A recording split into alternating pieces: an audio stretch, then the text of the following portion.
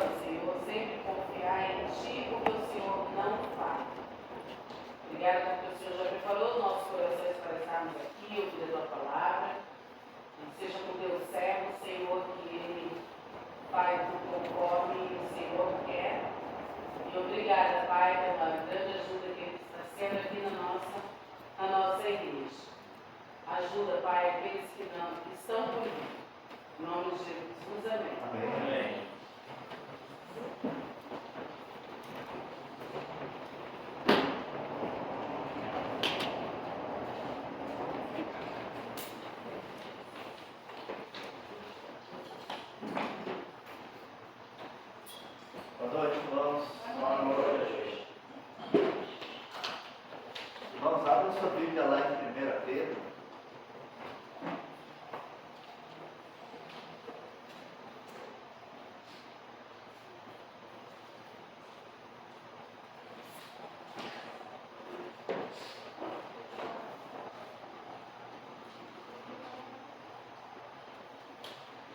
Vamos orar mais uma vez? Pai querido, agradecemos porque o Senhor não nos deixou sem um norte, o Senhor não nos deixou sem direção, mas o Senhor deixou a tua santa palavra para que saibamos o que acreditar e como viver. Ajuda-nos, Senhor, nessa noite, por favor, se revele para nós, te pedimos. Fale conosco nessa noite, Pai. Te peço ajuda para pregar, abra minha boca, tire nossas preocupações nesse momento, para estarmos totalmente atentos àquilo que o Senhor quer falar conosco. Te pedimos isso em nome de Jesus. Amém. Irmãos, nós vamos hoje começar o capítulo 2 de 1 Pedro. Nós vamos recapitular um pouquinho do que já temos visto aqui, certo? Pedro está escrevendo para irmãos que ele chama assim, que no capítulo 1, verso 1, ele diz aos estrangeiros dispersos no Ponto, Galácia, Capadócia, Ásia e Bitínia.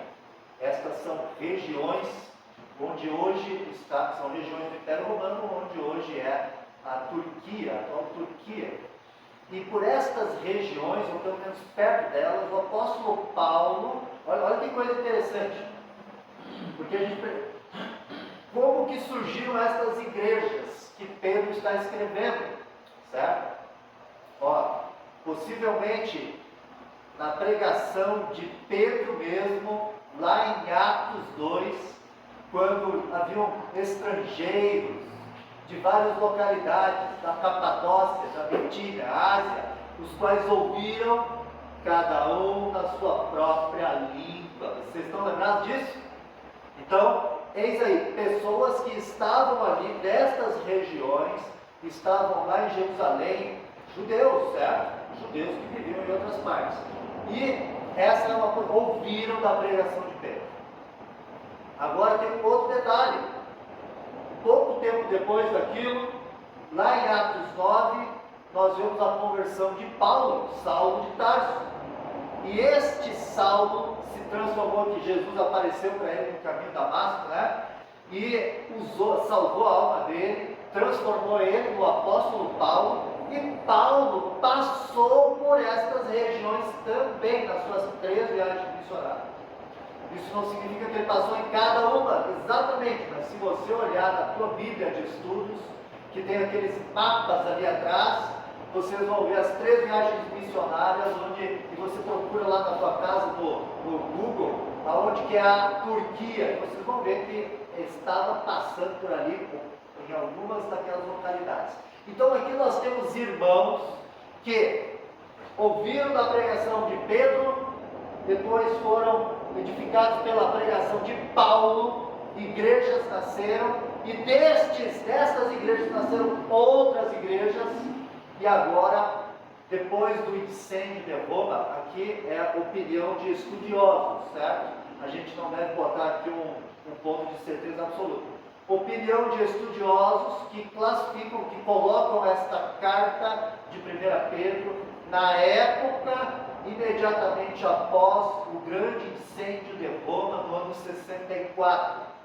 Este incêndio destruiu mais da metade da cidade de Roma, e os habitantes ficaram enfurecidos com isso, pois seus deuses foram queimados, seus templos foram queimados, suas casas foram queimadas, pessoas morreram, seus negócios foram perdidos, e os habitantes de Roma, olharam para Nero e pensaram: foi esse homem que botou fogo na cidade. Porque Nero, seu imperador, ele era um homem louco, ele era um homem aqui que já não tinha, a sua consciência estava totalmente pervertida, era um homem que matava pessoas a seu bel prazer. E para ele, na opinião de alguns estudiosos, seria muito interessante destruir uma parte feia da cidade para construir coisas novas, pois ele era um homem louco por construções. Mas isso é a opinião de estudiosos, não tem na Bíblia, certo? Então, olha só, Nero, percebendo esta fúria da população contra ele, o que ele fez? redirecionou a culpa para os cristãos. Foram os cristãos que botaram fogo na cidade. E o detalhe é que, realmente, alguns dos bairros onde tinha muito cristão vivendo não se queimaram. Então isso foi assim uma desculpa perfeita. Não, foram eles. Vocês estão vendo? Ó, nem queimou a casa dele, certo? Então, e tem um detalhe, os cristãos já eram odiados. Sabe por que eles eram odiados? Porque eles não concordavam com as práticas pagãs do Império Romano. Olha que coisa tremenda. Aqueles cristãos, e também porque eles eram associados pela população com os judeus.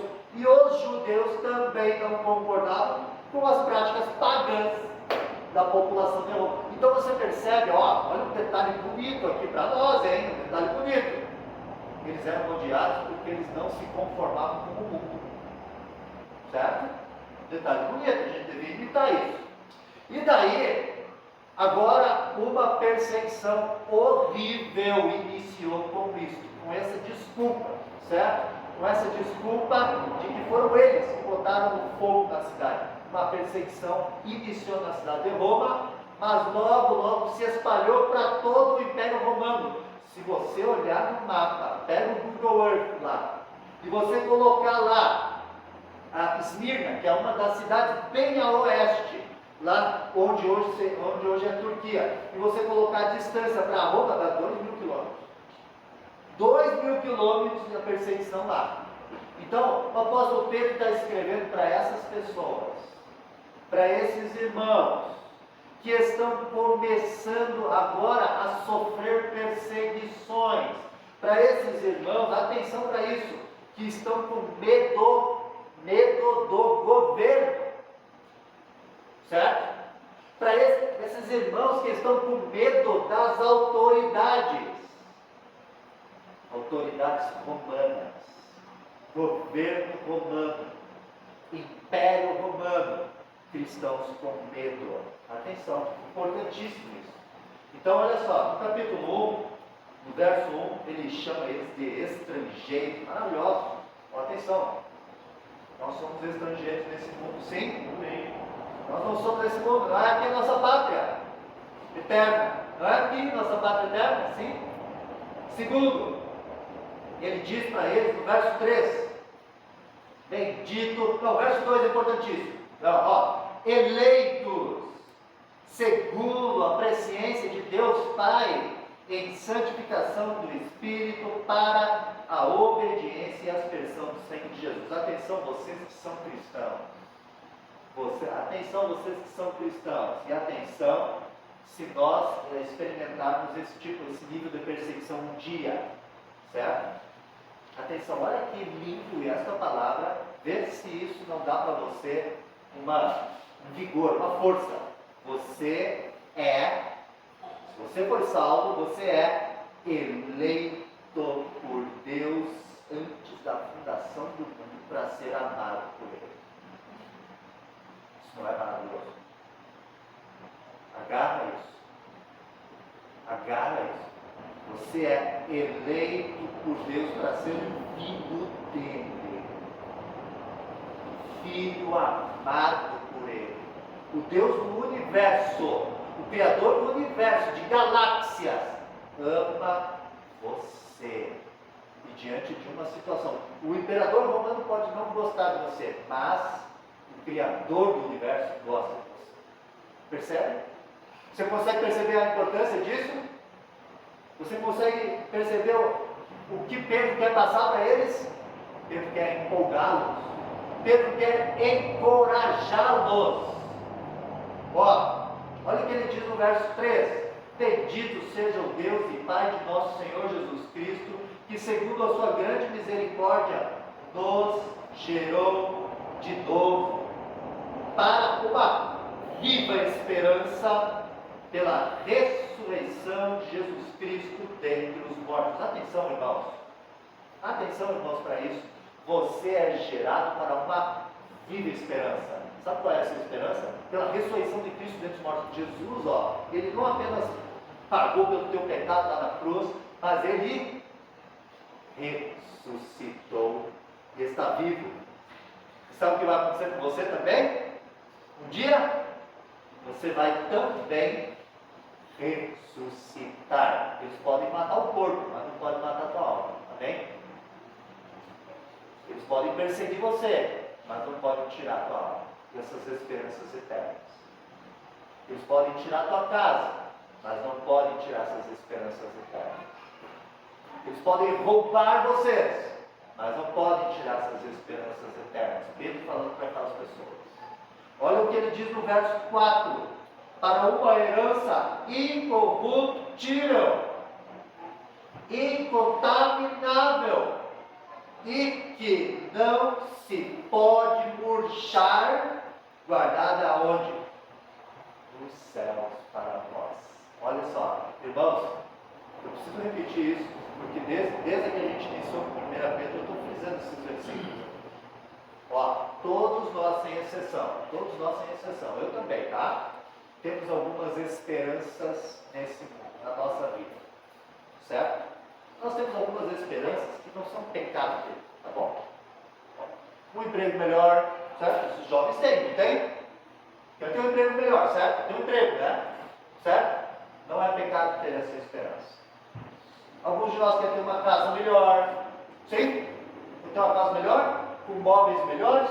Um sofá melhor? TV melhor? Sim? Não é pecado ter essas esperanças, certo? Estudo, alguns de nós querem estudar, não é, os jovens aqui, fazer outros estudos, né, crescer, certo? Não é pecado ter essas esperanças. Ter um carro melhor, certo? Às vezes a gente tem um automóvel lá para os maridos, mas é novo, né? Não é pecado. Agora, estas são esperanças que podem murchar, tá? Você precisa saber disso. Estas são esperanças que podem murchar. Não são estas as esperanças eternas que Deus promete para você. Você precisa firmar bem isso na tua mente. Você precisa estar bem firme nessa mente, que talvez, eu tenho orado todos os dias, hoje eu percebi como eu tenho sido egoísta. Hoje eu percebi, eu estava pensando sobre isso, né? Eu oro todo dia, sabe pelo quê? Pela minha saúde. Eu não tenho orado pela saúde de vocês, eu oro pela minha saúde. E daí, estudando isso aqui, pensando assim, olha, talvez Deus não me dê a saúde que eu almejo. Certo? Ó, eu quero ter saúde e peço para Deus, mas talvez Ele não me dê. E eu tenho que ficar satisfeito com isso, certo? Ó, porque Ele me deu um tipo de esperança que vai além da minha saúde física aqui momentânea nesse mundo agora. Deus me deu um tipo de esperança que vai além do horizonte da morte, vai além do túmulo, é uma esperança eterna que não se pode murchar, guardada nos céus para vós. Então, diante disso, olha o que ele fala lá no verso 13, capítulo 1, verso 13: portanto, cingindo os lombos do vosso entendimento. Estão lembrados, né? Eu falei sobre isso, né? Cingir os lombos, que naquela época, os homens e mulheres também, mas os homens usavam umas túnicas. Eles precisavam cingir os lombos para ficar tudo firminho, certo? Essa roupa, não ficava esvoaçante, né? Cingindo os lombos do entendimento. Sabe o que quer dizer? Pense corretamente. Atenção agora vocês cristãos, Pedro falando. Atenção vocês cristãos que estão agora com medo. Atenção vocês cristãos que estão com medo de ter que fugir, de perder sua casa. Porque, irmãos, é importante saber também, tá? Muito importante saber também que imediatamente após o início dessa perseguição aos cristãos, Nero matou o cristão de uma forma muito brutal, de formas brutais. Cristãos eram ateados fogo, eram queimados. Cristãos eram lançados para que animais pisoteassem eles. Cristãos eram chamados para amarravam pedaços de carne crua neles e soltavam os cães para morder, cães famintos. Então, Nero literalmente se divertia com a morte dos cristãos. Agora você imagine você numa situação dessas. Imagine você sabendo de uma situação dessas. Melhor ainda. Imagine você que, sabendo disso que está acontecendo no Império Romano, tá? Você começa a sair de casa do seu trabalho e você vê soldados e você fica temeroso. Será que eles vieram para me pegar? Certo? Será que eles ficaram sabendo que eu sou cristão? O que está acontecendo? Tenta imaginar um movimento onde o império está atrás de cristãos, certo? Logicamente que eles não tinham toda essa tecnologia de olhar para a tua face, como hoje, né? Hoje o policial, dentro do carro dele, ele aponta o negócio e já sabe, já está a tua identidade completa lá. Graças a Deus não tinha isso naquela época. Então, eles podiam escapar de muitas dessas, né, ciladas, vamos chamar assim. Mas olha, o que é importante? É importante que Paulo está chamando, Pedro, está chamando eles para pensar corretamente, cingindo os lombos do vosso entendimento, sede sóbrios. Ele não está falando aqui de parar de beber álcool, certo? Não é isso aqui. Ser sóbrio começa a pensar corretamente. Seja lúcido nos teus pensamentos e esperai inteiramente na graça que se vos ofereceu na revelação de Jesus Cristo. Olha que massa isso. Sabe que a volta de Cristo, ela nos dá muita esperança? A volta de Cristo fortalece você? A volta de Cristo deve pensar que um dia Jesus vai voltar. Isso deve fortalecer você. Sabe, pensar na volta de Cristo é algo assim. Um dia essa aflição vai terminar. Não é para sempre. Um dia isso vai terminar. Ele prometeu que ia voltar. Então, cingindo os lombos do teu pensamento. Certo? Começa a pensar corretamente. E como filhos obedientes. Não, verso 14. Como filhos obedientes, não vos conformando com as concupiscências que antes havia em vossa ignorância. Antes de ser salvo, antes de ser um cristão, vocês, todos nós, e aqueles irmãos ali também, tínhamos nossas concupiscências, nossos desejos nesse mundo, na nossa ignorância, certo? Estávamos na Matrix, né? Estávamos lá na Matrix, vivendo na Matrix, pensando nas coisas da Matrix, certo? Quem olhou a Matrix, quer que eu quero saber se vocês olharam. Vocês não olharam, vocês têm que olhar. É que você só quer olhar filme novo, né? Tem que olhar, tá? Não é cristão, mas é clássico. Vou dar um spoiler.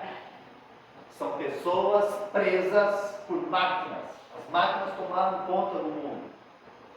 E essas máquinas dominam as pessoas como se elas fossem uma plantação de pessoas. Elas sugam a energia dessas pessoas. Mas a mente dessas pessoas está conectada aqui atrás por uma máquina, que as máquinas que dominam o mundo dão pensamentos para as pessoas. Então as pessoas pensam que estão vivas, mas na verdade elas estão ali, vegetando, tendo ilusões. Então, algumas pessoas já estão fora da Matrix e eles querem libertar as outras. Olha que massa, isso não é cristão, não é? Algumas pessoas estão fora da Matrix, conseguiram se libertar e elas têm uma pílula. Olha, é a pílula vermelha, hein? Massa! Se elas chamam a pessoa, se ela tomar a pílula vermelha, ela está livre da Matrix. É cristão isso, quase cristão. Porque é isso que a gente faz, sim. O que a gente faz quando a gente prega o Evangelho? A gente dá para a pessoa que está morta espiritualmente, que está com seus pensamentos todos errados, está embriagada nos seus pensamentos desse mundo, certo? Pensando do jeito como o mundo pensa, agindo como o mundo age, sonhando como o mundo sonha, com seus projetos todos no mundo, e a gente dá a pílula vermelha para eles e agora eles começam a enxergar. E agora eles começam a enxergar, biblicamente, a vida, e não mais como o mundo ensinava para eles. Então agora, sabendo dessas coisas, a gente pode ir lá no capítulo 2. Capítulo 2, verso 1. Diz assim, ó. Deixando, pois, toda a malícia, e todo o engano e fingimentos e invejas, e todas as murmurações. Atenção, quando a gente está passando por aflições, a gente murmura, sim? Quando a gente está passando por problemas, a gente murmura, isso é uma tendência, mas é uma tendência do pecado, por causa do pecado, certo? É uma tendência por causa do pecado. Olha o que Deus nos chama para fazer. Parar com as murmurações. Parar de reclamar com Deus. A gente não está memorizando Romanos 8, 28, 29. Se todas as coisas contribuem para o bem daqueles que amam a Deus, até a tua doença contribui para o teu bem. Sim? Até você perder o emprego, contribui para o teu bem. Sim? Até você quebrar a perna, contribui para o teu bem. Sim? Então, quando você murmura, o que você está fazendo? Você está dizendo para Deus, você está errado. Percebe? Então, ó, o Pedro está dizendo, ó, irmãos que estão passando por aflições no Império Romano, deixa a murmuração, deixa o pecado, começa, tem que ter uma mudança na tua vida. Verso 2, desejai afetuosamente como meninos novamente nascidos, o leite racional, não falsificado, para que por ele vades crescendo. Se é que já provaste que o Senhor é benigno. Atenção, o que é o leite racional não falsificado? Eu sei que é a palavra de Deus por causa dos versos finais do capítulo 1. Olha, vamos voltar ali no capítulo 1, dos versos finais, ó. Verso 22 diz assim, ó. Purificando as vossas almas pelo Espírito na obediência à verdade. Então, Pedro, vocês têm que obedecer à verdade. O que é a verdade? Jesus é a verdade, Ele é a palavra, certo? Que mais? Verso 23. Sendo de novo gerados, não de semente corruptível, mas da semente incorruptível, pela palavra de Deus viva e que permanece para sempre. Muito bom.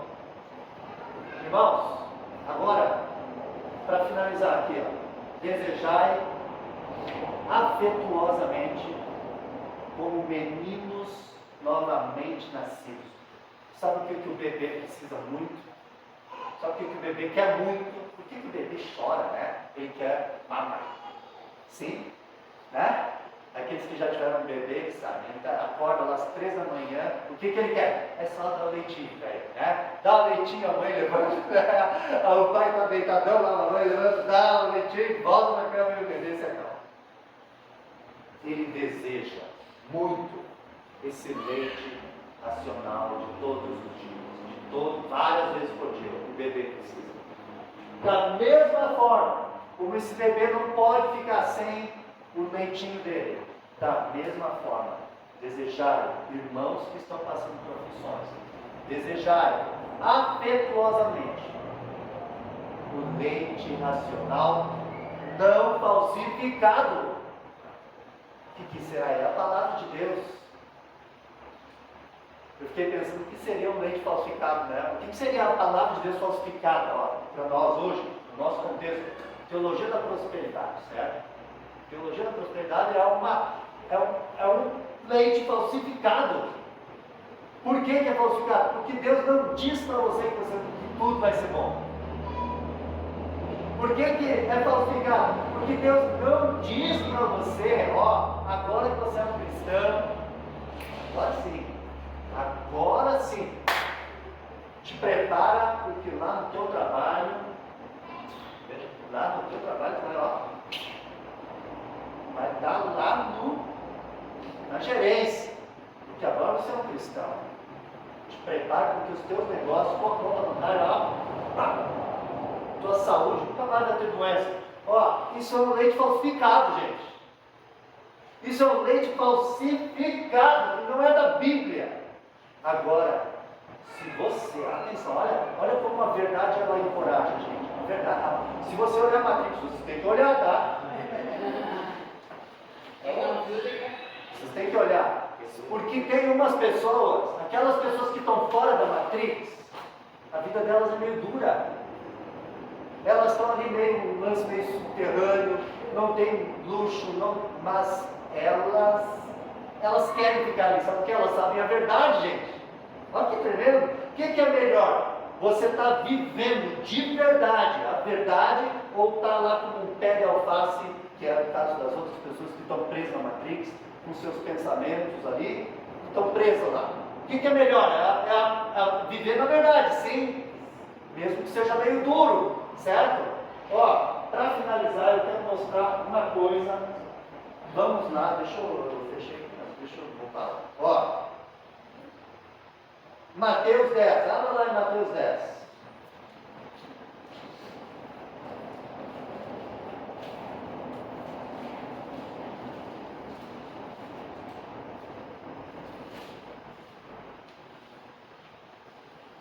Mateus 10, 18 em diante, ó. Isso que a gente vai ler aqui, ó, é leite racional não falsificado, tá?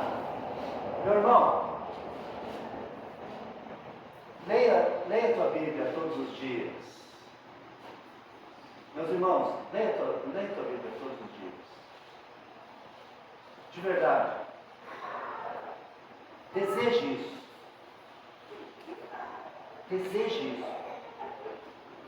Se você hoje não deseja ler, se você acha chato, peça para Deus, confessa isso para Deus e diz: Senhor, eu quero ler tua palavra, me ajuda, me dá gosto, Senhor, perdão que eu não tenho lido tua palavra, me dá gosto pela leitura, porque verdadeiramente é leite racional. A gente vai ler uma passagem que é dura, e a Bíblia está cheia de passagens duras como essa que a gente vai ler. Isso é leite não falsificado. Vamos lá, Mateus 10, né? 18 em diante. Ó, e sereis até conduzidos à presença dos governadores e dos reis, por causa de mim. Olha o que Jesus está dizendo para os discípulos dele: vocês vão ser conduzidos na presença das autoridades, por minha causa. Ó, para lhes servir de testemunho a eles e aos gentios. Mas quando vos entregarem, não vos dê cuidado como ou o que haveis de falar, porque naquela mesma hora vos será ministrado o que haveis de dizer, porque não sois vós quem falará, mas o Espírito de vosso Pai, que fala em vós. E o irmão entregará à morte o irmão, ó, e o pai o filho, e os filhos se levantarão contra os pais e os matarão. Atenção, veja se isso não estava acontecendo no Império Romano, naquela perseguição ali já de Nero. Os filhos vão se levantar. Por que eles vão? Eles vão dedurar, certo? Eles vão dedurar. Aquele que não está bem firme na fé em Cristo vai delatar é a palavra correta, né? Vai contar para as autoridades: aonde, meu pai está aqui, meu filho está ali, certo? Verso 22: e odiados de todos sereis por causa do meu nome. Meus discípulos, Jesus falando, vocês vão ser odiados de todos por minha causa, por causa do meu nome. Mas aquele que perseverar até o fim, esse será salvo. Nós entendemos por toda a palavra de Deus que aquele que Deus salva, o Espírito Santo vem habitar nele, e essa pessoa que tem o Espírito Santo habitando nele, que está transformando ele, que está agindo nele, que está provocando santidade, né? Está mudando a vida dele, essa pessoa vai, com certeza, perseverar até o fim. Seria, o ideal, se a gente inverter aquela frase, aquele que foi salvo vai perseverar até o fim. Portanto, se você foi salvo, você vai perseverar até o fim. Só que você precisa saber, o mundo não vai te amar. Atenção! Se você está com uma expectativa, presta atenção. Se você está com uma expectativa, lá na minha empresa, vocês jovens estão iniciando a vida profissional agora, né? Lá na minha empresa, a hora que eu aparecer com a camisa de Jesus, daí sim, eles vão me gostar de mim, e agora sim, agora eu vou ser colocado lá na gerência. O mundo não vai te amar. Jesus não está prometendo isso. Cingir os lombos do vosso entendimento. Para de pensar algo que Jesus não prometeu. Compreende? Se você tem a expectativa que o mundo vai gostar de você, é a expectativa errada. A expectativa certa é o mundo, se você for fiel a Deus, um salvo regenerado, a expectativa certa é: o mundo vai te odiar. O mundo vai te odiar. Nós sabemos pela palavra de Deus que estas perseguições se intensificarão antes de Jesus voltar. Vamos ver um pouco mais do leite racional não falsificado. Abra lá em Mateus 24. Mateus 24.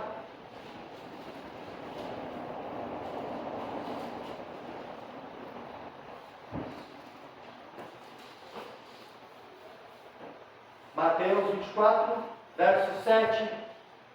Jesus está respondendo a respeito da sua vida. Os discípulos dele queriam saber: mestre, quando é que o senhor vem? Quando é que é essas coisas? Nós queremos saber, e do fim do mundo, conta para nós. Jesus está dando os sinais antes da sua vida. Ele diz, verso 7: porquanto se levantará nação contra nação, reino contra reino, e haverá fomes e pestes e terremotos em vários lugares. Mas todas essas coisas são o princípio de dores. Essas coisas são o princípio de dores. Verso 9: então vos hão de entregar para serdes atormentados, e matar-vos-ão, e sereis odiados de todas as nações. Todo mundo vai odiar vocês. Brasil, Argentina, Paraguai, Uruguai, Estados Unidos, Canadá, não vai ter para onde fugir. Não vai ter para onde fugir. Vocês vão ser odiados de todas as nações. Por qual é a causa? Qual é a causa? Por causa do meu nome. Por causa do nome de Jesus. Esse é o motivo. Isso é leite racional não falsificado. Não é mentira para você ir para casa com uma super emoção: o mundo agora vai me amar e tudo vai dar certo. Isso é o leite falsificado, a teologia da prosperidade. Gente, leite racional não falsificado, ele conta coisas duras para a tua vida como cristão. Mas é maravilhoso saber que você está fora da Matrix. Maravilhoso pensar, saber que você está, puxa, isso é verdade, eu estou vivendo a verdade. Olha, estar vivendo na verdade é maravilhoso. É maravilhoso estar vivendo a verdade. Quando? Nós esperamos que não seja no nosso tempo, sim, essas grandes perseguições aqui.